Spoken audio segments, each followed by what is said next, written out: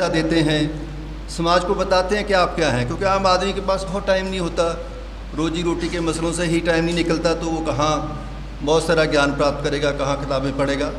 तो एक जो लीडर्स होते हैं समाज के, जो समाज की दिशा दे सकते हैं, चाहे वो किसी भी वर्ग में हो, शिक्षा में हो, चाहे वो राजनीति में हो, चाहे वो किसी सामाजिक क्षेत्र में हो, धार्मिक क्षेत्र में हो, उनका एक दायित्व होता है इंटेलिजेंस या प्रबुद्ध वर्ग का, कि समाज को एक दिशा दें, समाज को एक संरचना अच्छे समाज के लिए।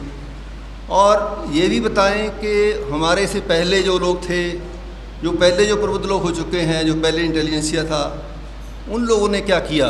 क्योंकि समाज, जब कोई भी समाज जब अपने महापुरुषों को, अपने अपने पुराने बड़े लोगों को, जिन्होंने समाज को आगे बढ़ाने का काम किया, उनको जब भूल जाता है तो वो समाज जो है वो बहुत तरक्की नहीं कर पाता है। इसलिए समाज को अपने पिछोकड़ में, अपनी हिस्ट्री में, अपने इतिहास को याद रखना चाहिए कि हम लोग किस जगह से आए हैं और क्या हुआ है। इसी दिशा में आज तो महापुरुष महात्मा फूले और बाबा साहब डॉक्टर भीमराव अम्बेडकर, उनको हम याद कर रहे हैं। मैं देख रहा था, आपने कहा मैं जल्दी आ गया था, मेरी आदत है कि मैं कहीं लेट ना हो जाऊं। 10 बजे का प्रोग्राम रखा था तो मैं अपना आ गया था टाइम से। खैर, जब हम यहाँ आए, बहुत लोग अपने टाइम से आए, कोई बात नहीं, क्योंकि छुट्टी का दिन है, हर आदमी के अपने अपने व्यस्तता होती है। पर मैं जैसे कहा कि हाँ, ये जो समाज की एक जिम्मेवारी है कि अपने इतिहास को, अपने महापुरुषों को याद रखें, जिन्होंने आपको रास्ता दिखाया है। मैं इसमें आपको एक जो मैं अभी देख रहा था, तो एक महापुरुष हुए हैं, बहुत बड़े फिलोसफर हुए हैं अमेरिका के। उन्होंने जो है एक 2-3 उन्होंने लाइनें लिखी थी, मैं उन्हीं का एक जिक्र करना चाहूँगा यहाँ पर।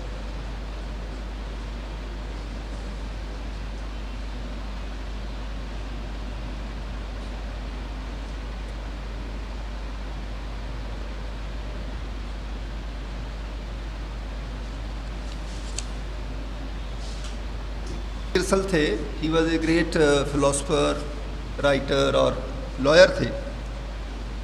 उन्होंने 2 लाइन लिखी जो मैं आपको अंग्रेजी में सुना रहा हूँ, फिर हम आपको बताऊँगा किसके बारे में आप कह सकते हैं, किसके बारे में कही।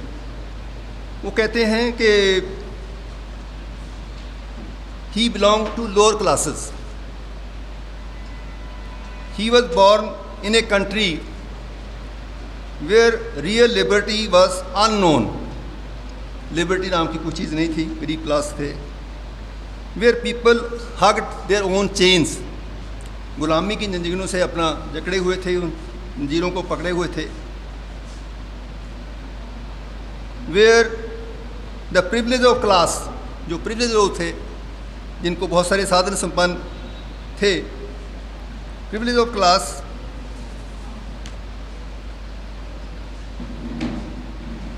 were guarded with infinite jealousy and the rights of the individual trampled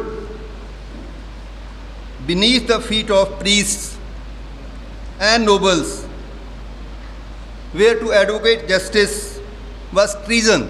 Treason means कि आप किसी भी सरकार के खिलाफ आप विद्रोह कर रहे हैं। He saw oppression on every hand, हर जगह अत्याचार था, इनजस्टिस था हर जगह, हिपोक्रेसी थी, वेनिलिटी थी और टायरनी थी राज की। What is splendid courage he espoused the cause of the weak, against the strong, of the enslaved many against the titled few। ये लाइनें हैं उनकी। आप सोचें किसके बारे में लिखा है, आप सोच रहे होंगे शायद, लेकिन ये लाइनें एक अमेरिकन एक फिलोसफर थे और थॉमस पेन करके नाम था उनका। मैं उनका क्यों जिक्र कर रहा हूँ, ये उनके बारे में लिखी थी। लेकिन जब आप लाइनें आप पढ़ेंगे तो आपको लगता है कि शायद ये बाबा साहब के बारे में लिखी थी या महात्मा फूले के बारे में लिखी थी, क्योंकि तीनों के बारे में कंडीशंस एक सी थी। और मैंने थॉमस पेन कौन थे, थॉमस पेन के कौन थे? वो एक अमेरिकन थे, फ्रांस से गए थे। उन्होंने फ्रेंच रेवोल्यूशन में भाग लिया था, फ्रांस की जो क्रांति आई थी 1789 में, उसमें भाग लिया था। वहाँ की पार्लियामेंट के मेंबर थे। फिर वो अमेरिका चले गए। अमेरिकन वार ऑफ इंडिपेंडेंस में जो अमेरिकन रेवोल्यूशन हुई उसमें भाग लिया उन्होंने। फिर जब अमेरिका की कॉलोनियल रूल ख़त्म हुआ तो वहाँ की संविधान सभा के सदस्य बने और उन्होंने संविधान लिखने में अपना योगदान दिया, अमेरिका का संविधान लिखने को योगदान दिया। और बहुत सारी उन्होंने किताबें लिखी। और उसके बाद क्या हुआ कि उन्होंने जब किताब लिखी, उन्होंने लिबर्टी पे किताब लिखी, उन्होंने जो प्रीस्ट क्लास थी, पादरी क्लास थी, उनके बारे में किताब लिखी, और उन्होंने चर्च के ऊपर किताब लिखी। और फिर क्या हुआ, चरखा जो है उल्टा घूमा, और इतना घूमा जो पावर्स थी। जब उनकी डेथ हुई तो उनके फ्यूनरल पे, उनके अंतिम जनाजे में केवल 6 लोग थे, क्योंकि जो पावरफुल क्लास थी, जो प्रीस्टली क्लास थी, जो राजाशाही थी, जो प्रबुद्ध वर्ग था, उन्होंने उनकी बात को दबा दिया, उनकी किताबें नहीं आने दी। और फिर 100-150 साल लग गया। 1952 में उनकी जो उनका बस था, बुत जो उनका था, उनका वहाँ जो फेमस हॉल ऑफ फेमस था उसमें लगा। और आज बहुत उनकी महत्ता है, बहुत उनको जानते हैं। उनके बारे में कहा जाता है कि वो वॉल्टेयर थे, इंग्लिश वॉल्टेयर थे, जैसे फ्रेंच वॉल्टेयर थे, हमारे वो अंग्रेज़ कहते हैं, अमेरिकन्स कहते हैं, हमारे वॉल्टेयर थे, फिलासफर थे। उस आदमी का, उसने बहुत सारी किताबें लिखी। उन्होंने अपना उस ज़माने में जो किताबें लिखी उसका क्या असर हुआ, जब मैं पढ़ रहा था महात्मा फूले के बारे में, तो महात्मा फूले के बारे में ये था कि वो एक 1827 में उनका जन्म होता है। शिक्षा उन दिनों होती नहीं, शूद्र क्लास में, माली क्लास में, माली होते हैं उनके पेरेंट्स, उस श्रेणी में उनका जन्म होता है। शिक्षा का नाम निशान नहीं। हालांकि कुछ लोगों ने लिखा है कि उन्होंने हाई स्कूल पास किया, लेकिन वो पूना में थे, बॉम्बे के पास थे।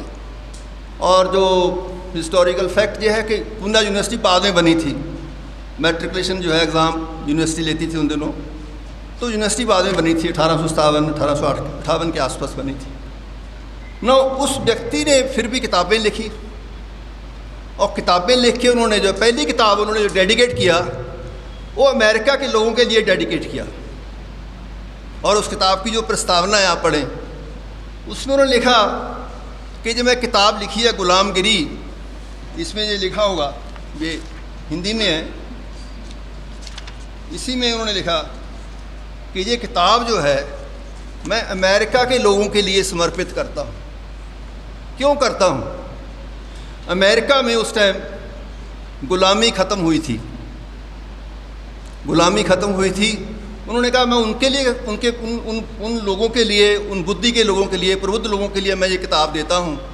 हो सकता है उनको देख के, उनकी नकल से, उनके वायरस से मेरे कंट्री को, मेरे देश के लोगों को कुछ सद्बुद्धि आ जाए कि यहाँ की जो गुलामी है सदियों से, हज़ारों साल से, जो दबे कुचले लोगों की, शूद्र लोगों की गुलामी है, उसमें कोई रियायत मिल जाए, उसमें कुछ कम हो जाए।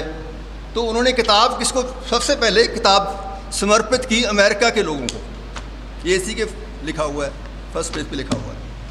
इन्होंने और भी किताबें लिखी। तो मैं सोच रहा था कि इतनी किताबें, ज़्यादा कि उन्होंने कहीं यूनिवर्सिटी में नहीं पढ़े थे, किसी कॉलेज में नहीं गए, तो कैसे लिख डाली किताबें। हर आदमी अपने समाज के आसपास या जो उसकी ग्रोथ में जो लोग आए होते हैं, चाहे उसके पेरेंट्स हों, चाहे उसके पड़ोसी हों, चाहे उसका स्कूल हो, चाहे उसके बड़े लोग हों, या समाज हो, या सरकार हो, उन सब का थोड़ा थोड़ा योगदान रहता है। प्रोफेसर साहब ने भी यही कहा। तो इनके जो लाइफ में योगदान हुआ, माली कास्ट से थे।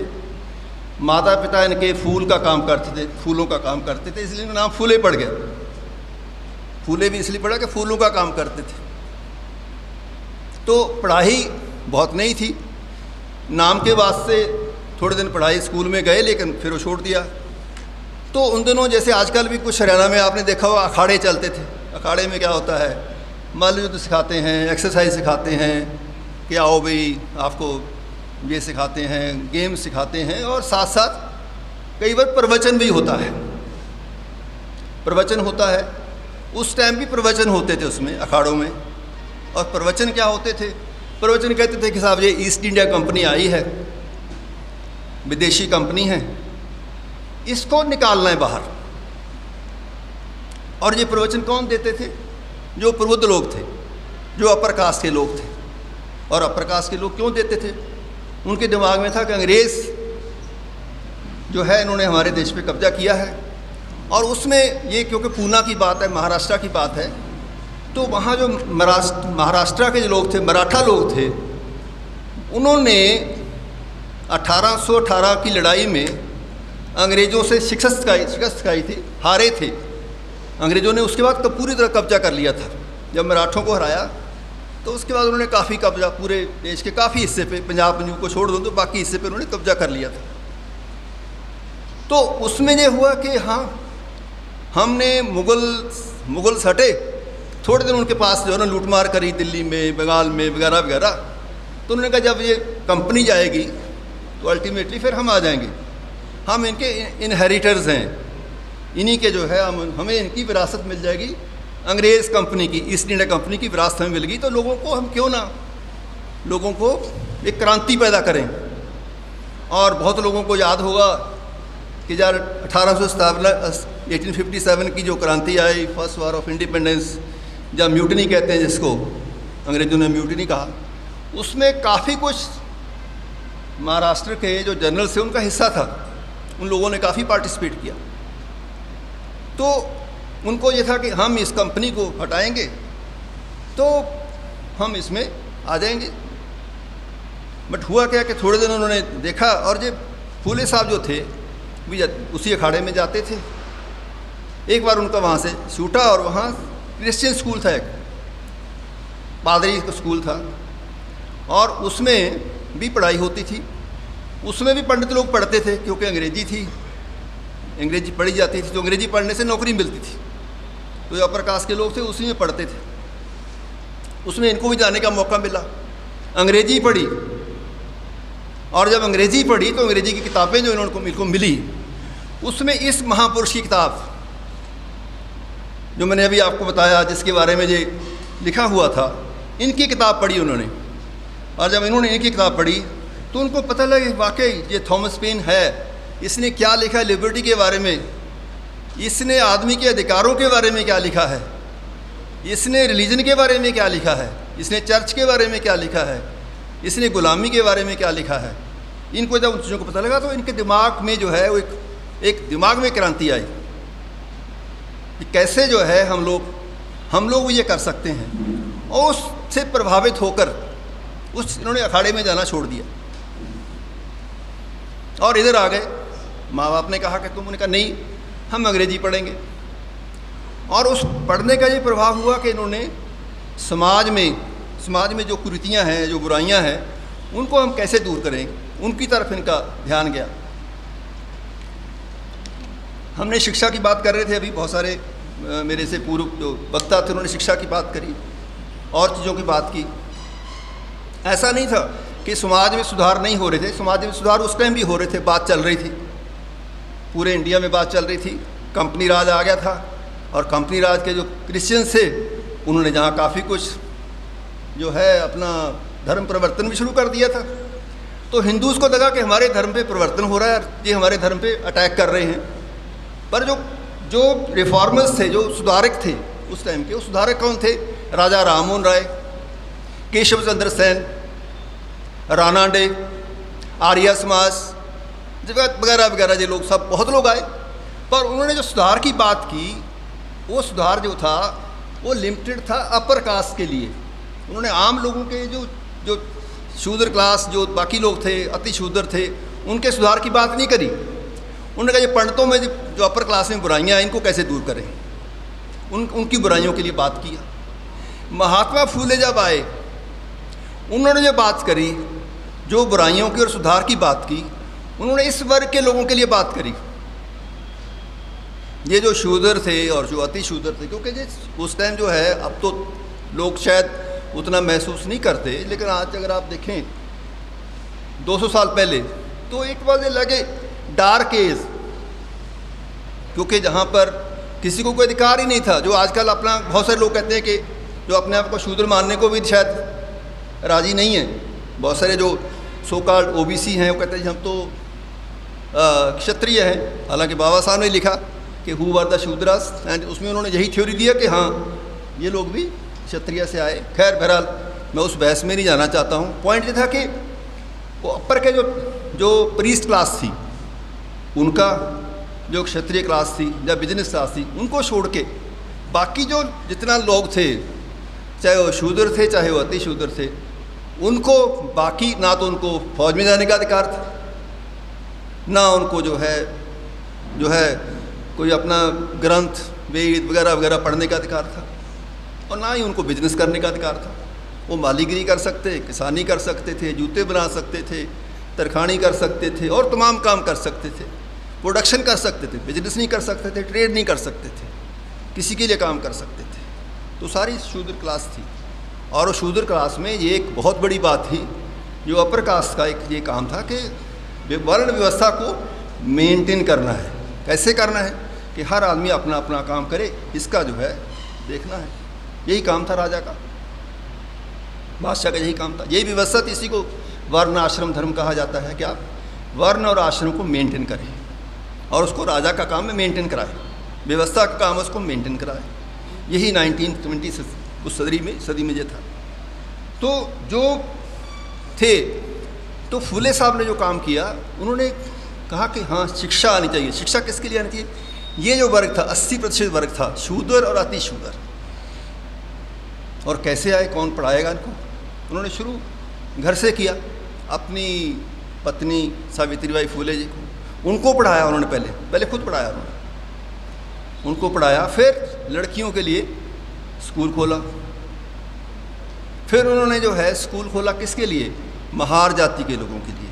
महार कौन थे? अनटचेबल थे, अति शूद्र, जिनको अनटचेबल उस टाइम कहा जाता था, आजकल डिप्रेस्ड क्लासेस या शेड्यूल कास्ट कहा जाता है, जिनसे छुआछूत मानते थे। उनके लिए स्कूल खोला। बड़ा विरोध हुआ, लेकिन उनकी जो मुहिम चलती रही, उन्होंने स्कूल गांव में जगह जगह उन्होंने स्कूल खोले। और लेडीज़ के, लड़कियों के लिए खास करके जब खोला तो बहुत विद्रोह हुआ, और उन्होंने जितने उनके दोस्त मित्र थे, रिश्तेदार, सब ने विरोध किया। उसमें कोई अच्छे लोग भी थे, तो उन्होंने कहा नहीं, हमारा जो विरोध है वो ब्राह्मणों के खिलाफ नहीं है, हमारा विरोध ब्राह्मणिज्म के खिलाफ है, ब्राह्मणवाद के खिलाफ है, ब्राह्मणों के खिलाफ नहीं। क्योंकि ब्राह्मण भी कुछ लोग उनको मदद करते थे इस उनकी मुहिम में, कुछ लोगों ने उनको मदद किया पढ़ने पढ़ाने में। और दूसरा जो उनका था, उनको जब उनकी वाइफ बताते हैं जब स्कूल में पढ़ाती थी, तो उनके पास एक समस्या आई। किसी बंदे ने आके कहा कि साहब हमारे घर चलो, हमारे पड़ोसी हैं उनके घर चलो। क्यों जी? जी एक समस्या है। उन्होंने कहा जी मैं तो घर जा रही हूँ। उन्होंने कहा जी घर चले जाइए, लेकिन 10 मिनट रुक जाइए। तो घर जाके देखते हैं तो उन्होंने कहा जी ये है हमारे एक विडो है, विधवा है, विधवा हो गई थी, लेकिन आज पिछले दिनों कोई रिश्तेदार आया और उस रिश्तेदार ने अपना काम कर दिया, और ये लेडी अब प्रेग्नेंट है, प्रसव से है, और हम क्या करें, कहाँ जाएं? ये तो है नहीं कि आज का तो ज़माना नहीं है, वो आप कहीं जा भी नहीं सकते, छुपा भी नहीं सकते, और इस समाज के लिए तो, हमारे लिए तो कलंक है, कहाँ जाए। उन्होंने उस लेडी को अपने घर पे रखा, घर पे उसका प्रसव कराया, और उस बच्चे को अडॉप्ट किया, उस बच्चे को अडॉप्ट भी किया। और फिर उन्होंने मुहिम चलाई कि नहीं, विडो शादी, विडो मैरिज होगी, और बाल विधवा, जो बाल विवाह ये नहीं होगा। बाल विवाह उस टाइम क्या करते थे, जो आप समझते हैं कि प्यूबर्टी के एज से पहले 9-10 साल से पहले ही विवाह कर देते थे। उस टाइम बीमारियां भी ज़्यादा होती थी, जो एवरेज एज थी आदमी की वो भी बहुत कम थी, जल्दी लोग चले जाते थे ऊपर, और विडोज़ भी बहुत हो जाती थी। अब लड़की है 10 साल की भी नहीं और विडो है, ज़िंदगी भर विडो। तो ये विडो का उन्होंने कहा नहीं, इसका रीमैरिज होना चाहिए। इसके लिए उन्होंने बहुत बड़ी मुहिम चलाई। एक और काम था, भाई साहब ने बाल रखे हुए हैं, तो जो विडो होती थी उसके बाल काट देते थे, नाई पहुंच जाता था। ही स्टार्ट एन एजिटेशन। उन्होंने सारे जितने गांव के उन्होंने जितने बार्बर्स थे बाल काटने वाले उनको इकट्ठा किया, और ये मुहिम चली कि हम बाल नहीं काटेंगे, अगर आप विडो के बाल काटने को कहेंगे तो हम आपकी दाढ़ी मूछ नहीं काटेंगे। फिर ये शर्त है, जो आदमी ये कहेगा कि हमारे इस विडो के बाल काट दो, तो उसकी दाढ़ी का शेव नहीं करेंगे, उसके सिर का शेव नहीं करेंगे। ये बहुत बड़ी उन्होंने एक चलाया। और उनका ये भी था कि उन्होंने क्या किया कि इन काम को कराने के लिए लोगों को अट्रैक्ट करना पड़ता है। किताब में तो बहुत कम लोग पढ़ते हैं, कई लोगों के पास टाइम ही नहीं होता, फिर कोई पैम्फलेट पढ़ता है, कोई अखबार पढ़ता है। उसके बाद जो काम आप समझते हैं भजन मंडली का होता है, लोग गाना बजाते हैं और संगीत से और गाने से लोगों को शिक्षा देते हैं। तो गांव-गांव मंडलियां बनाई, जो जिनका काम ये था कि अपना संगीत के माध्यम से अपने इस जो प्रचार को आगे बढ़ाएं। तो वो बहुत उस ज़माने में आप समझ सकते हैं कि जब सरकार साथ नहीं देती थी, अपर क्लास जो थी वो उनका डोमिनेशन था। सरकार का काम ये था कि भी हम व्यवस्था को ख़राब नहीं करेंगे। उन्होंने देख लिया था एक बार सामाजिक व्यवस्था को टच करके, 1857 का रिवोल्ट हो गया था, तो उन्होंने कहा नहीं भाई हम इनको नहीं छेड़ेंगे, पंडितों को नहीं छेड़ेंगे, ठाकुरों को नहीं छेड़ेंगे या प्रकाश को नहीं छेड़ेंगे, जो करते करने दो, हमारा राज चलते रहना चाहिए। हम इतने 7000 मील से दूर आए हैं राज करने, यहाँ लड़ाई लड़ने नहीं आए हैं, सामाजिक व्यवस्था को नहीं टच करेंगे। तो उस ज़माने में जब सामाजिक व्यवस्था के को संरक्षण था, प्रोटेक्शन थी सरकार की भी, आप समझ सकते हैं कितना मुश्किल होगा उस ज़माने में लड़ाई लड़ने के लिए, चाहे वो महात्मा रहे हों, चाहे वो महात्मा फूले रहे हों। कितनी बड़ी लड़ाई उन्होंने लड़ी। सत्यशोधक समाज की स्थापना की 1873 में, और उसमें अपनी फ़िलॉसफी, अपने जो विचार लोगों तक पहुंचाए। आप समझ सकते हैं 1888 में समाज के लोगों ने इकट्ठे होकर, जैसे आप लोग इकट्ठे हैं, उनको महात्मा का दर्जा दिया। महात्मा फूले महात्मा बन गए वो, जो है काम करते करते। तो एक बिना किसी उसके जो है एक इतना बड़ा उन्होंने काम किया, एक समाज को आगे लगाया, और पूरे समाज को उसमें का, चाहे वो शूद्र हैं चाहे वो अति शूद्र हैं, सब जो है जुड़ जाओ, और जुड़ के इस लड़ाई को जो है सामाजिक व्यवस्था को जो है लड़ने के लिए लड़ाई लड़ो, तभी आप कामयाब होंगे, और नहीं तो नहीं कामयाब होंगे। तो ये महापुरुष थे और उनकी प्रेरणा थी जो मैंने आपको बताया। तो ट्वेन साहब उनकी प्रेरणा थी, अमेरिकन फिलोसफर उनकी प्रेरणा थे, उसलिए मैं उनको याद कर रहा था। और जब 1890 में उनकी डेथ हुई, 1890 में महात्मा फूले की डेथ होती है, और 1891 में बाबा साहब का जन्म होता है। 1891 में बाबा साहब का जन्म होता है। और ऐसा नहीं कि कुछ लोग, और बहुत लोग थे और भी थे, थोड़ा थोड़ा काम कर रहे थे, लेकिन उतना जज्बा, उतना ताकत, उतना संघर्ष, उतनी वो चीज़ नहीं थी बाकी लोगों में। लेकिन बाबा साहब फिर उनके बाद जो है सक्सीड करते हैं कुछ सालों बाद, जब जो है बाबा साहब आते हैं, फील्ड में आते हैं। 1891 में उनका जन्म होता है। फिर वो मऊ में पैदा होते हैं। मऊ एक जगह का नाम है जिसको मध्य प्रदेश में है, military headquarters of war. Mau का नाम क्या है? मिलिट्री हेडक्वार्टर्स ऑफ वार, जो इंदौर के पास है। वहाँ पर उनका जन्म हुआ। जन्म वहाँ पर क्यों हुआ कि उनके पिताजी आर्मी में सूबेदार थे, आर्मी में सूबेदार थे, और उनके पहले भी परदादा वगैरह भी, जो दादा परदादा आर्मी में थे। तो उन्होंने वहाँ पर उनका जन्म हुआ। लेकिन 1893 में वो रिटायर हो गए।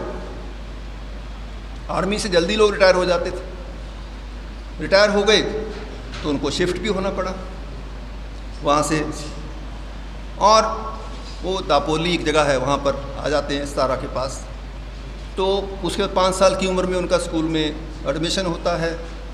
6 साल के थे जब उनकी माता जी का देहांत हो गया। और वहाँ भी उनके पिताजी क्योंकि पेंशन पे थे तो स्ट्रगल कर रहे हैं अपने रोजी रोटी के लिए, और फिर वो नौकरी कर लेते हैं। और नौकरी करते फिर थोड़े दिनों बाद वो बॉम्बे आ जाते हैं और बॉम्बे में पढ़ाई शुरू करते हैं। उन्होंने अपनी ऑटोबायोग्राफी तो नहीं लिखी, लेकिन उनकी बहुत सारी बायोग्राफी लिखी हैं। और उन्होंने एक किताब लिखी, छोटी सी किताब थी, जिसमें लिखा है कि waiting for a visa. Visa होता है जब आप दूसरे कंट्री में एंटर करते हैं तो आपको वीज़ा लेना पड़ता है, तो कहते हैं मैं वेटिंग फॉर ए वीज़ा। और उसमें 3-4 उन्होंने इंसिडेंट कोट किया, और उसमें ये भी उन्होंने जो एंट्री उन्होंने अपना कोट किया अपने स्कूल के बारे में। उन्होंने जो पहला जो उनका एक्सपीरियंस था स्कूल में एक्सपीरियंस क्या था कि उनको क्लास के बाहर बैठना पड़ता था, अपना गन्नी बैग खुद लाना पड़ता था, खुद ही जाके ले जाना पड़ता था, और टीचर उनसे बात नहीं करता था। उनको जो है अपना अगर क्वेश्चन पूछ लिया तो उनको जो है वो जवाब भी नहीं दे सकते थे।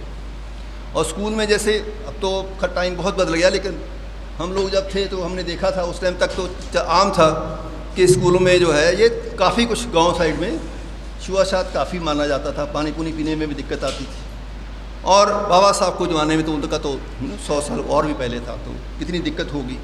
तो उन्होंने देखा कि नो पियन नो वाटर, जिस दिन पियन नहीं आता था तो उस दिन प्यासा ही रहना पड़ता था। ये उस स्कूल की हालात थी। बॉम्बे आते हैं, बॉम्बे में सिचुएशन थोड़ी बेटर होती है, उतनी बेटर नहीं होती है। एक कमरे के मकान में रहते हैं, 10 लोगों का परिवार होता है। उनके जो है भाई भी होते हैं, उनके जो है मदर भी होती है, सेकंड शादी हो जाती है उनके पिताजी की, तो उनकी और भी 10-12 लोग होते, एक कमरे में रहते हैं। तो बाबा साहब ने लिखा कि मैं 2 बजे रात को मेरे पिताजी मुझे उठा देते थे, क्योंकि उसके पहले तो पढ़ नहीं सकते थे। 2 बजे सब लोग सो जाते थे, 2 बजे वो पढ़ने बैठते थे, सुबह तक पढ़ते थे। और बहुत मुश्किल से उन्होंने करते कराते हाई स्कूल पास करें। हाई स्कूल बहुत स्ट्रगल से पास किया, और ये था कि अब क्या करें। तो एक उनको जो है दादा कैलुस्कर मिलते हैं, समाज के एक अच्छे काम करने वाले व्यक्ति मिलते हैं, जो टीचर भी हैं और बाकी काम भी करते हैं। उनसे मुलाकात हो जाती है, स्वाभाविक या जैसे भी जो भी कारण रहे हों। और जब उनको देखते हैं कि हाँ ये एक महार कास्ट का एक अनटचेबल लड़का एक हाई स्कूल पास कर गया, she was perhaps the first from his community. अपनी कम्युनिटी में शायद पहले ही लड़के थे जिन्होंने हाई स्कूल पास किया था, तो बहुत बड़ी बात थी। तो वो उनको लेके उनको अपनी किताब देते हैं। कैलुस्कर दादा ने महात्मा बुद्ध पे किताब लिखी थी, and that was a turning point in his life. मतलब महात्मा बुद्ध की जो किताब थी वो बाबा साहब ने पढ़ी और उससे बहुत कुछ सीखा। और वो खुद कहते हैं कि वो मेरी लाइफ की एक आउटलाइन थी, पूरी लाइफ की एक आउटलाइन थी। जो कहते हैं ना कि 1956 में बाबा साहब ने बुद्ध धर्म अपनाया, लेकिन ये बात 1809 में भी उनको जो है उसकी एक उसकी आउटलाइन मिल चुकी थी। तो बाबा साहब को वो ले गए, महाराजा बड़ौदा थे, वो बॉम्बे रहते थे, सयाजी गायकवाड़। उन्होंने कहा ये लड़का बहुत होशियार है, पढ़ने में होशियार है, महार जाति का है, गरीब है, इसको आगे पढ़ना है, तो इसको आप मदद करते हो, गरीब लोगों की पढ़ने में स्कॉलरशिप देते हो, इसको भी दे दीजिए। तो उनको 25 रुपये महीने का स्कॉलरशिप मिलता है बीए करने के लिए। और बीए वो एल्फिंस्टन कॉलेज है बॉम्बे यूनिवर्सिटी का, उसमें एडमिशन लेते हैं और फिर वो बीए कर जाते हैं, अच्छे नंबरों में बीए कर जाते हैं। अब जब स्टाइफंड मिला था तो महाराजा साहब ने कहा था कि भी आप हमारे यहाँ नौकरी करोगे आके, फिर आप बीए तो कर लो, पढ़ लो के फिर हमारे यहाँ काम करना। उन्होंने कहा ठीक है। तो 10 साल का कॉन्ट्रैक्ट था। अब वो नौकरी करने जाते हैं, बड़ौदा जाते हैं, और उसमें उनके पिताजी कहते हैं भी मत जा, वहाँ पर जात पात बहुत है, मुश्किल हो जाएगा, तू बाहर रहेगा, तो ना जाओ। वो कहता नहीं मैं जाऊँगा। बाबा साहब चले गए और वहाँ जाके जो उन दिनों की हालात थे, रहने को कमरा नहीं मिला, जगह बैठने को नहीं मिली। आर्मी के लेफ्टिनेंट पे पद पे उनकी नौकरी लगी थी। तो एक हफ्ते में इत्फाक से उनको एक टेलीग्राम मिलता है कि आपके पिताजी का देहांत हो गया। तो फिर वापस आ जाते हैं। जब आते हैं तो उनके पिताजी का देहांत हो जाता है, हो गया होता है, तो फिर वो दोबारा नहीं जाते और फिर वहीं रहते हैं बॉम्बे में थोड़े दिन, थोड़े रहते हैं। ये फरवरी के आसपास की बात है, जून के आसपास महाराजा बड़ौदा से फिर मिलने की इत्तेफाक होता है और फिर जाते हैं और फिर दादा कैलुस्कर उनकी मदद करते हैं और फिर कहते हैं कि महाराज इस बच्चे को आगे पढ़ना है। तो महाराजा साहब का जो है इंटरेस्ट था अमेरिका भेजने में गरीब बच्चों को, तो उन्होंने कहा अमेरिका जाओगे? उन्होंने कहा ठीक है। तो उनको अमेरिका में जाने के लिए उनको स्टाइफंड फिर सैंक्शन होता है कि आप 3 साल जा सकते हो, आप ये पढ़ोगे, इकोनॉमिक्स पढ़ोगे, फाइनेंस पढ़ोगे, मेरे आके फाइनेंस सेक्रेटरी बनोगे, मेरे यहाँ नौकरी करोगे। तो बाबा साहब फिर जाते हैं, जुलाई में वो न्यूयॉर्क पहुँच जाते हैं, कोलंबिया यूनिवर्सिटी। मैं इत्तेफाक से मैं 2011 में वहाँ गया था कोलंबिया यूनिवर्सिटी में, भी एक कोर्स करने गया था। तो मैं वो लाइब्रेरी देखी जहाँ बाबा साहब बैठ के पढ़ते थे और उसके बाहर उनका ऐसे ही बस लगा हुआ है। इट्स ए रेयर थिंग कि भी किसी यूनिवर्सिटी के बाहर किसी व्यक्ति का बस लगा हो। मैंने नहीं देखा, 2 जगह देखा मैं, और दोनों जगह मैंने देखा, लंदन में देखा, London school of economics, London university में बाबा साहब का बुत लगा हुआ, वहाँ भी पढ़े। हाँ हाँ, और यहाँ लगा हुआ है। बहुत बड़ी बात, मतलब मेरे को भी एक देख के जो है तो आई वॉज इमोशनल कि हम लोग जो है बड़ी बड़ी बातें करते हैं। उस ज़माने में इतने साल पहले जो व्यक्ति जो है कहाँ से कहाँ निकल गए, और ये लोग रिकॉग्नाइज कर रहे हैं, एक्नॉलेज कर रहे हैं। अमेरिकन लोग एक्नॉलेज कर रहे हैं, इंग्लैंड के लोग एक्नॉलेज कर रहे हैं कि हियर इज ए पर्सन जिसको देख के हमारे लोग इंस्पायर होंगे, जिसकी काबिलियत को देख के हमारे लोग इंस्पायर होंगे। वो इसीलिए बुत लगाया जाता है कि उनकी जो करामात थी उसको देखें, समझें और फिर बच्चों को प्रेरणा दें। इसीलिए लगाते हैं। जो अच्छी जो सिविलाइज्ड कम्युनिटीज़ हैं वो आदर करती हैं महापुरुषों का। कैसे आदर करती हैं? उन्होंने वहाँ, उनके यहाँ मूर्ति पूजा नहीं है, बट ये है, तो वो फिर वहाँ आते हैं। और इसी पे मैं आपको क्यों बता रहा था कि हम जिस एज के हैं, मैं और फुलिया साहब आलमोस्ट बराबरी हैं। मेरा नवंबर में 55 में जन्म हुआ, बाबा साहब की डेथ 1956 में हुई दिसंबर।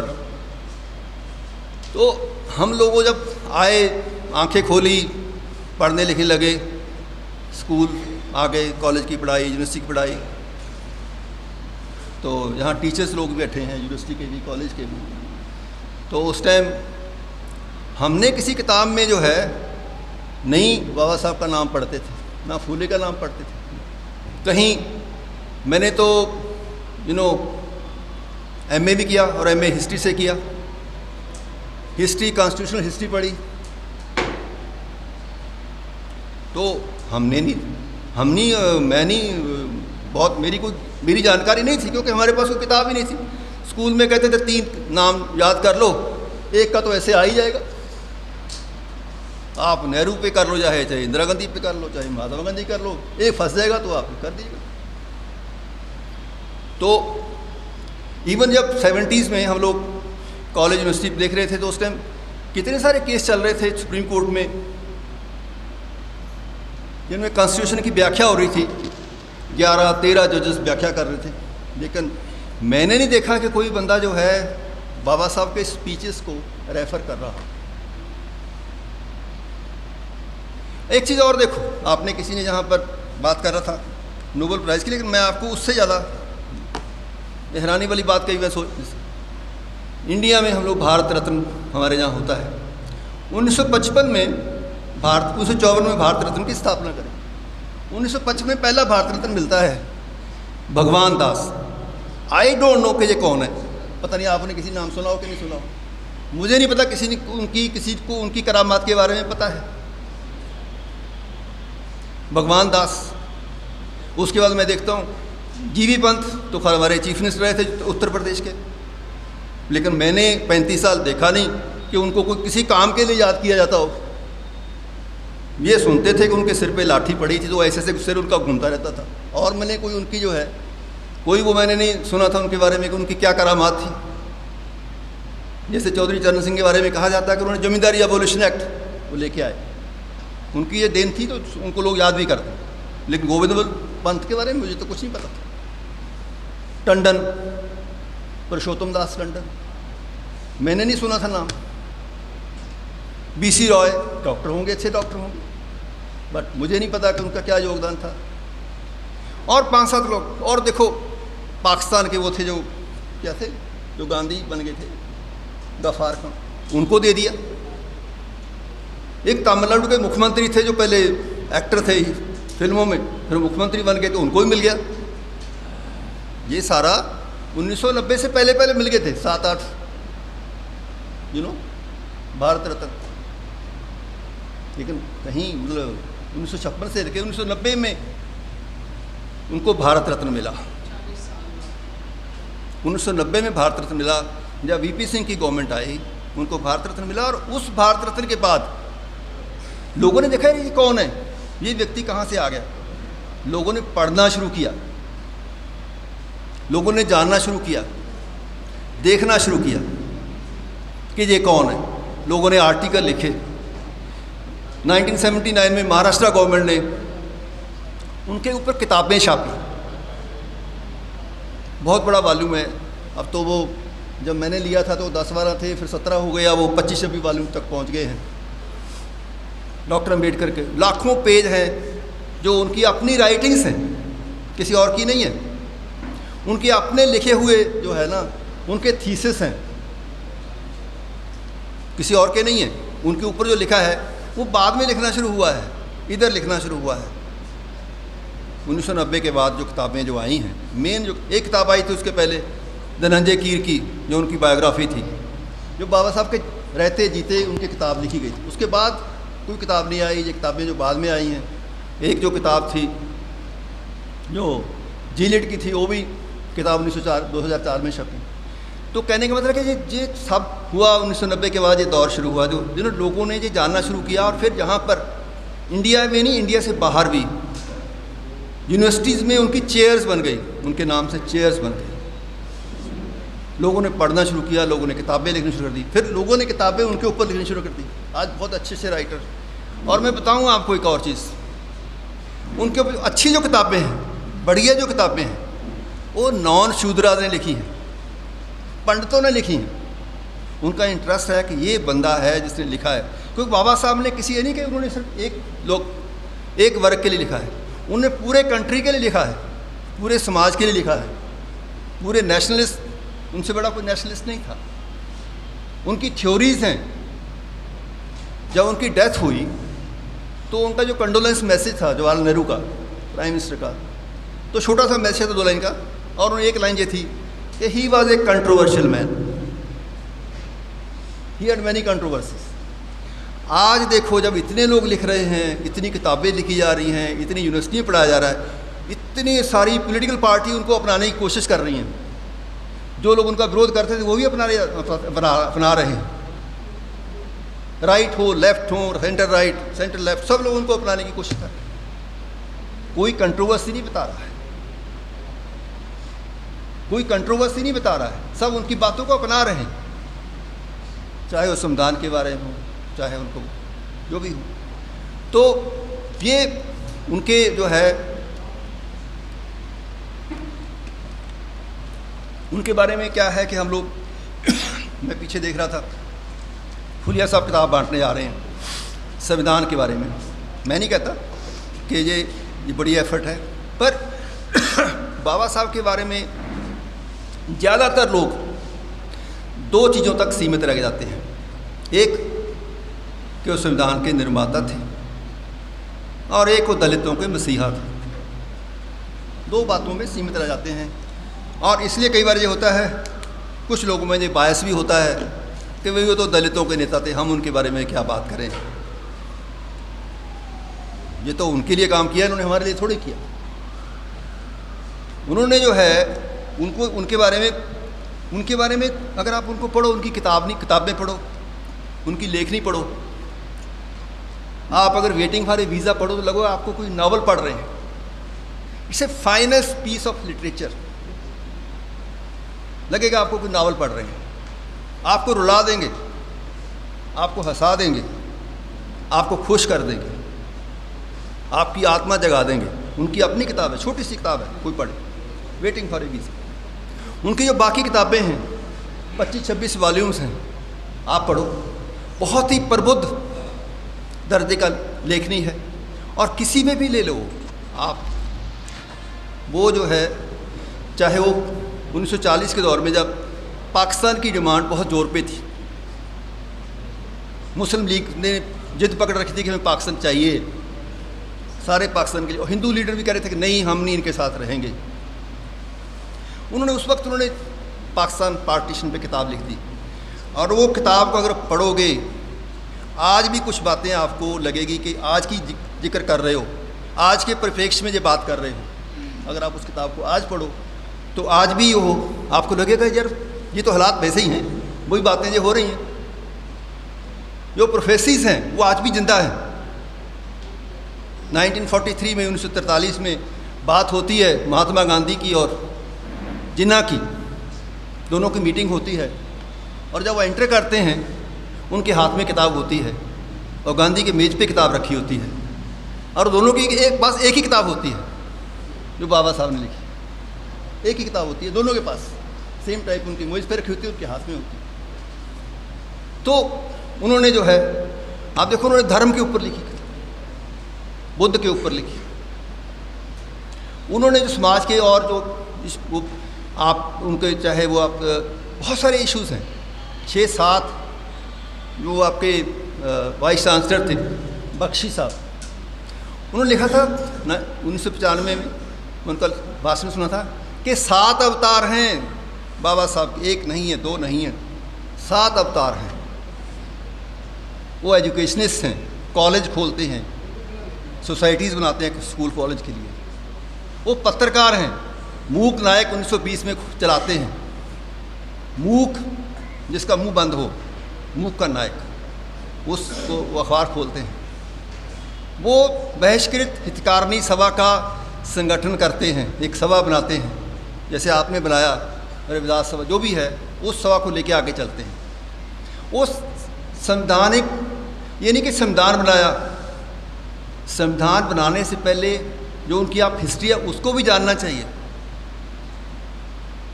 बाबा साहब जब आते हैं 1920 में, 1919 में प्रक्रिया चल रही थी, जो है 1909 का जो मिंटो मॉर्ले एक्ट था उसके ऊपर चर्चा चल रही थी, और माउंटेग चैम्सफोर्ड जो एक्ट बनना था, जो नया बिल आना था, उस बिल के लिए सुझाव मांगे जा रहे थे, उसका ड्राफ्ट बन रहा था। एक कमेटी आई थी, साउथ बोरो कमेटी आई थी, ब्रिटिश सरकार ने भेजी थी। उस कमेटी में अनटचेबल्स का पक्ष रखने के लिए ही वाज द सोल पर्सन, पढ़े लिखे थे, अमेरिका से वापस आए थे। उन्होंने उस कमेटी के सामने अपना वक्तव्य दिया, जबकि उस टाइम जो सभा बनी हुई थी नागपुर में, उसके जो अध्यक्ष थे वो एक पंडित थे, वो रिप्रेजेंटेशन कर रहे थे। और उन्होंने जाके ये कहा कि साहब जो अनटचेबल्स का जो रिप्रेजेंटेशन है वो तो हम तय कर लेंगे, हम नॉमिनेट कर देंगे, जो असेंबली है वो नॉमिनेट कर देगी, इनको अपना चुने जाने की क्या अधिकार है, क्यों इनको वोट का अधिकार, हम नॉमिनेट कर देंगे। जबकि वो दलितों के अधिकारों के लिए उन्होंने कमेटी बनाई हुई थी, उसके खिलाफ लड़े।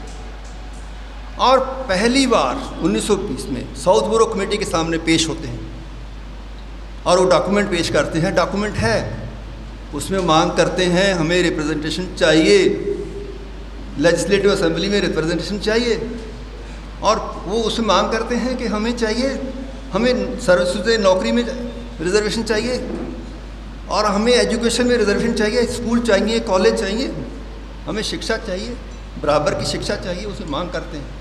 ये रिकॉर्डेड है, उनका उसमें बयान हुआ है, उनका लिखित में उनका रिप्रेजेंटेशन है। फिर जो सेकंड स्टेज आती है 1928 में, आम आप सुनेंगे कि साहब वो तो साइमन कमीशन के सामने हाजिर हुए थे और उन्होंने जो है अपना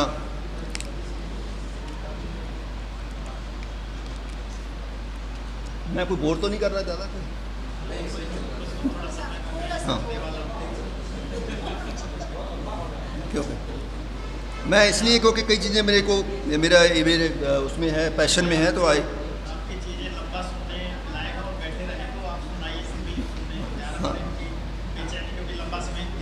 हाँ नहीं कोई नहीं, क्योंकि मेरे को भी आपने बहुत बेचैन किया 2.5-3 घंटे, तो 10 मिनट मैं लूँगा। मैं भी जो है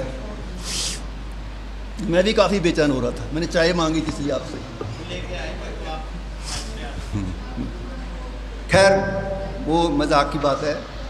मैं बता रहा था, आपने सुना होगा, कई लोगों को जहाँ बैठे हैं डिफेंड करना पड़ता होगा कि बाबा साहब ने साइमन कमीशन के सामने क्यों रिप्रेजेंटेशन दिया, जब कांग्रेस ने मना कर दिया था, मुस्लिम लीग ने मना कर दिया था, बाकी लोगों ने जो है जस्टिस पार्टी ने मना कर दिया था, बाबा साहब क्यों वहाँ चले गए? मैं बता दूंगा आपको, 1927 में एक कमेटी बनी थी, नेहरू कमेटी। पंडित मोतीलाल नेहरू की अध्यक्षता में एक कमेटी बनी थी और उस कमेटी का काम था कि संविधान का ड्राफ्ट बनाना है, अगले संविधान का ड्राफ्ट बनाना है। उस कमेटी में जो है उनकी रिकमेंडेशन आई, उस कमेटी में उन्होंने रिकमेंड किया मुसलमानों के लिए सेपरेट इलेक्टोरेट, सिखों के लिए सेपरेट इलेक्टोरेट, क्रिश्चियंस के लिए सेपरेट इलेक्टोरेट, लेकिन दलितों का नाम भी नहीं लिया उस कमेटी कि इनको भी कोई अधिकार चाहिए। That's why doctor Ambedkar appeared before the Simon commission. That's why he appeared before the Simon commission. अपना लेके पहुंचे, 2 बार उनकी टेस्टिमोनी हुई, रिप्रेजेंटेशन दिया। That's how he appeared and he appeared in the round table conference 1930 में, 1931 में, 1932 में, लगातार 3 बार गए और उनको मजबूर कर दिया। और जो प्राइम मिनिस्टर थे वहाँ के रैमजे मैकडोनल्ड, उनकी कमेटी जो थी माइनॉरिटीज़ कमेटी थी, महात्मा गांधी के साथ उनका पहला वहाँ पर क्लैश वहीं पर हुआ। गांधी ने लिखा कि शायद मैं तो समझता था जो कोई पंडित है, मुझे नहीं पता था कि ये महार है, अनटचेबल है। और उसमें लड़े कि हमें सेपरेट इलेक्टोरेट चाहिए। आपने सेपरेट इलेक्टोरेट का सुना होगा, बहुत लोग जिक्र करते हैं। सेपरेट इलेक्टोरेट क्या था कि भी आपका जो है, हमारे जैसे आज इलेक्शन की बात कर रहे थे, सेपरेट इलेक्टोरेट मीन्स कि हम अपने व्यक्तियों को खुद चुनेंगे, मेरे बंदे को दूसरा बंदा नहीं चुनेगा। This was separate electorate in nutshell, जिस पे महात्मा गांधी ने मरण व्रत रखा, पूना पैक्ट हुआ और उसको विड्रा किया गया। और फिर उसका जाके आगे संविधान सभा बनी। संविधान सभा में उनका जो लोग कई बार कहते हैं कि संविधान क्या है, कोई बहुत बड़ी बात थोड़ी है, कोई भी लिख देते हैं, लेकिन 385 या 87 लोग थे संविधान सभा में, जिसमें 250 लोग वकील थे, जिनमें बड़े बड़े वकील थे सरदार पटेल, महात्मा गांधी, जवाहरलाल नेहरू और राजगोपालाचारी, पता नहीं कितने लोग थे। लेकिन इन्होंने बिना किसी पार्टी एफिलिएशन के इनको चुना और ये चुना कि यही उस कमेटी का अध्यक्षता करेंगे, जो ड्राफ्टिंग कमेटी है। और उस कमेटी का काम ये नहीं था कि सिर्फ ड्राफ्ट बना देना है, कहते हैं कि साहब ये तो ड्राफ्ट बना दिया। जब हम लोग तो सरकार में रहे हैं, जब बिल पेश होता है असेंबली में, किसी भी पार्लियामेंट में, कोई भी मिनिस्टर बिल पेश करता है, चाहे वो छोटी सी अमेंडमेंट हो, तो एक बड़ा सारा जो है स्टेटमेंट पढ़नी पड़ती है मिनिस्टर को कि मैं बिल क्यों पेश कर रहा हूँ। और उसके बाद जब चर्चा होती है तो लास्ट में मिनिस्टर को डिफेंड करना पड़ता है। वहाँ कोई होता नहीं मदद के लिए, मिनिस्टर को ही डिफेंड करना पड़ता है कि जी मैं क्यों लेके आ रहा हूँ। एक एक क्लॉज पे पूरा जो फाइल बनती है, सबके जो विचार आते हैं उनको नोट किया जाता है, फिर उनके बेसिस दोबारा से नया उसका जो है रिप्लाई तैयार किया जाता है, फिर उस ड्राफ्ट को संशोधन किया जाता है, तब उसको पेश होता है, तब वो अल्टीमेटली असेंबली में पास होता है। ऐसे नहीं कॉन्स्टिट्यूशन बन जाता कि एक आदमी ने कहा कि चलो बन गया, नहीं, किसी ने डिक्टेशन दे दिया, नहीं, ऐसा नहीं होता है। ये सारा काम बाबा साहब ने किया। और बहुत हम लोग बहुत लंबा चल सकते हैं, बट मेरे ख्याल में बहुत लोग ज़्यादा उसमें नहीं है। मेरे पास तो कोई ऐसी दिक्कत नहीं है, मैं तो और भी चल सकता हूँ। पर मैंने ये जिक्र किया, जैसे उनका मैंने आपको कॉन्स्टिट्यूशन के बारे में बताया, ऐसे ही उनके जो है उनके बारे में, जो सामाजिक व्यवस्था के बारे में उन्होंने जो उठाया, उनका जो फर्स्ट जो आंदोलन था महाड़ सत्याग्रह, वो पानी के लिए था। 14 टैंक था वहाँ पर बॉम्बे में, जबकि बॉम्बे असेंबली ने ये पास कर दिया था कि सारे पब्लिक प्लेसेस पब्लिक के लिए खुले हैं जहाँ पर सरकार पैसा देती है, पर लोगों को पानी उस तालाब से पीने नहीं दिया जाता था। वहाँ एजिटेशन हुआ, लोगों ने वहाँ पानी पिया। जो अपर वर्ग के लोग थे उन्होंने सोचा कि शायद ये मंदिर में घुसने जा रहे हैं, तो लाठीचार्ज हुआ, बहुत लोग जख्मी हुए। और उसके बाद जो है फिर शांति हुई, तो फिर बाबा साहब ने दोबारा से सत्याग्रह किया। फिर उन्होंने कोर्ट से इंजेक्शन लिया, तो कई साल चला। पर उसके बाद टेंपल एंट्री पे हुआ, पूना में पार्वती टेंपल पे हुआ, कालाराम टेंपल तो नासिक में। उन्होंने लास्ट में लिखा एक लेटर में, उन्होंने कहा कि देखो मेरा ये सारा पर्पस था लोगों को जगाने का था। मैं कोई आपको हिंदू या कोई, मैं ये नहीं कहता कि आप मूर्ति पूजा करो, मंदिर में जाओ, उसमें जाओ, ये मेरा पर्पस नहीं था। मेरा पर्पस है शायद जो लोग इस बहाने से जागृत होंगे, तो उनका जागृत करने का बहुत बड़ा ये गुण था, तो उसमें उन्होंने किया। बाकी तो पॉलिटिकली उन्होंने पार्टीज बनाई। एक रोल उनका और था कि उन्होंने जब वायसराय काउंसिल में गए, जितने लेबर लॉज हैं जिनको आज चैलेंज भी किया जा रहा है, कुछ लेबर लॉ वापस भी होंगे, ये उस पीरियड के हैं जब बाबा साहब गवर्नर जनरल की वायसराय की काउंसिल में थे। उस टाइम के ये बने हुए थे लॉज, चाहे वो मिनिमम वेजेस एक्ट हो, चाहे ग्रेचुटी एक्ट हो, चाहे वो मिनिमम आवर्स का सारे उस टाइम के बने हुए हैं, उस ज़माने के बने हुए हैं। और लास्ट में एक बात जो है वो ये है कि भी हिंदू कोड बिल जब प्रेजेंट हुआ, जिस पे लेडीज़ को, महिलाओं को अधिकार देने की बात थी, प्रॉपर्टी के अधिकार देने के अधिकार थी, शादी के बारे में अधिकार थे और बहुत सारे अधिकार थे, जिस पे जो प्रबुद्ध वर्ग थे, हिंदू वर्ग में जो लोग थे, चाहे वो रिलीजियस लीडर थे चाहे दूसरे लोग थे, उन्होंने विरोध किया। 50,000 ये लोग लड़ रहे थे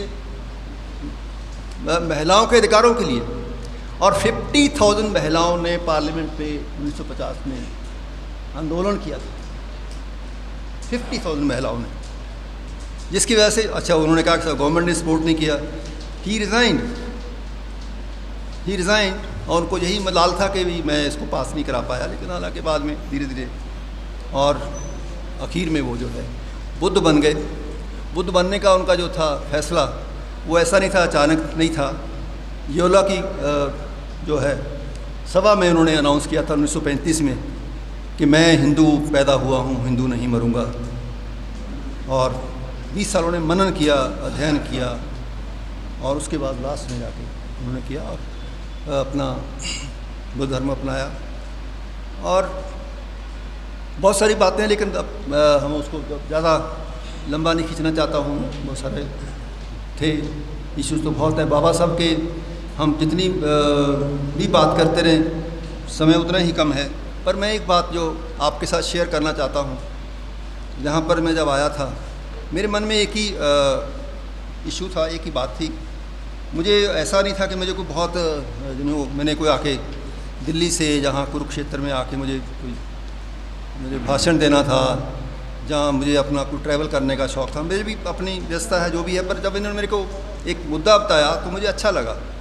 और क्यों अच्छा लगा मेरे को, कि आज जो है हम बहुत सारी चीज़ बातें करते हैं, लेकिन एक इशू जो मेरे को कभी कभी खलता है, हम सबको कहते हैं कि साहब ये नहीं अपना काम कर रहा, वो नहीं कर रहा। तो मैंने जो शुरू में एक बात की और मुझे जो बात खलती भी है वो ये है कि हमारा जो बुद्धि वर्ग है, जो पढ़े लिखे लोग हैं, मैं बाकी लोगों से मेरी कोई शिकायत नहीं है, गरीब आदमी हैं, रोजी रोटी के में लगा हुआ है परिवार के, और तमाम चीज़ें हैं, स्कूल में मौका नहीं है, कॉलेज का जाने का मौका नहीं है, उसको मैं कोई नहीं कहता हूँ। पर जो पढ़े लिखे लोग हैं, मेरा अपना भतीजा है, प्रोफेसर है, पीएचडी भी कर गया, यूनिवर्सिटी में प्रोफेसर है, तो मैं उसको कहता हूँ कि यार तू प्रोफेसर बन गया, पीएचडी कर गया, वाइस चांसलर बनना तो तेरे बस की पता नहीं, अगर वो पोस्ट जो है वो तेरी काबिलियत पे नहीं मिलनी है, जो भी है, तुम अपना वो साइंस का है, तुम इसमें आओ और थोड़ा लोगों को जो है जो इस बारे में जो प्रबुद्ध वर्ग है उनका काम है आगे लोगों को जो है कैसे हम शिक्षा दें।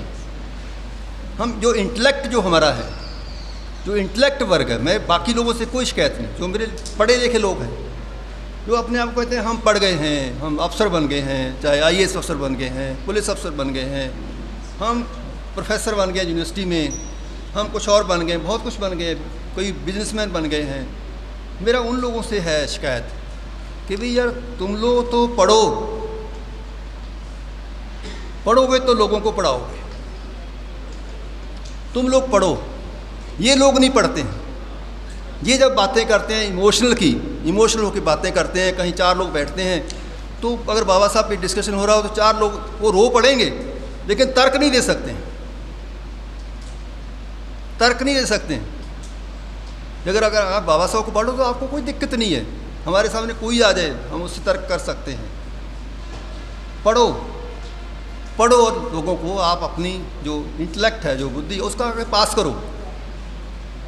आप जो है जैसे ये आपकी सोसाइटी में यही कहने वाला था कि इंटेलेक्चुअल जो है ना, जो आपने गोष्ठी, मैंने जो गोष्ठी का जब शब्द, इंटेलेक्चुअल गोष्ठी तैयार करो। 100-200 लोगों की नहीं है, 10 लोगों की करो, 5 लोगों की करो। 5 लोग बैठ के 5 लोग ही अपना मनन करो। गोष्ठी करते हो ऐसा नहीं है भाई साहब ने 20 लोगों को बुलाना, नहीं, 5 लोगों को बुलाओ एंड टेल देम कि भाई साहब आपको इस चीज़ पे बोलना है 10 मिनट के लिए, नहीं 11 मिनट नहीं मिलेंगे आपको, आप फालतू की बात नहीं करोगे। 10 मिनट इसी पे पढ़ के आए हो, आपको किताब देते हैं लेकिन पढ़ के आओ और फिर बोलो, दैट इज़ कॉल्ड गोष्ठी।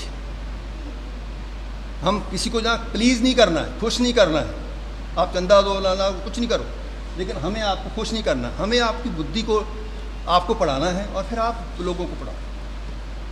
तो मेरा ये कहना है कि ये चीज़ है हम लोगों को, मैं पढ़े लिखे लोग यहाँ काफ़ी है, प्रोफेसर लोग हैं, यूनिवर्सिटी के हैं, कॉलेज के हैं, इन लोगों से और जो बाकी जो अफसर लोग हैं कि भाई आप जो है आपको मौका मिल गया, आप पढ़ लिख गए हो तो थोड़ा और ज्ञान प्राप्त करो। क्योंकि जब हम स्कूल कॉलेज में, माफ़ करना प्रोफेसर साहब बैठे हैं, पीछे ही बैठे हैं, हम लोग पढ़ते हैं कॉलेज में और यूनिवर्सिटी में इम्तिहान पास करने के लिए पढ़ते हैं। हमने IAS भी किया तो वही क्वेश्चन जो हमें आने थे वही किताबें पढ़ी, बाकी किताबें नहीं पढ़ी। चाहे MA किया, चाहे BA किया, जो प्रश्न आने थे, इंपॉर्टेंट प्रश्न आने थे, उन्हीं को पढ़ा, बाकी को नहीं पढ़ा।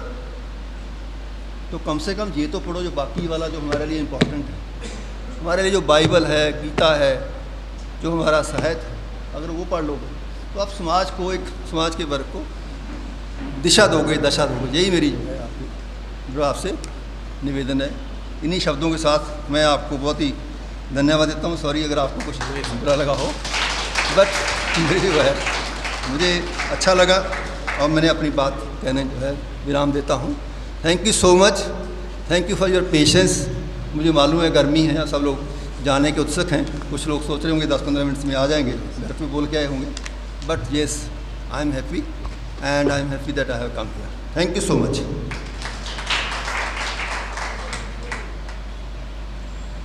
सर के सम्मान में एक बार जोरदार तालियां बजाइए।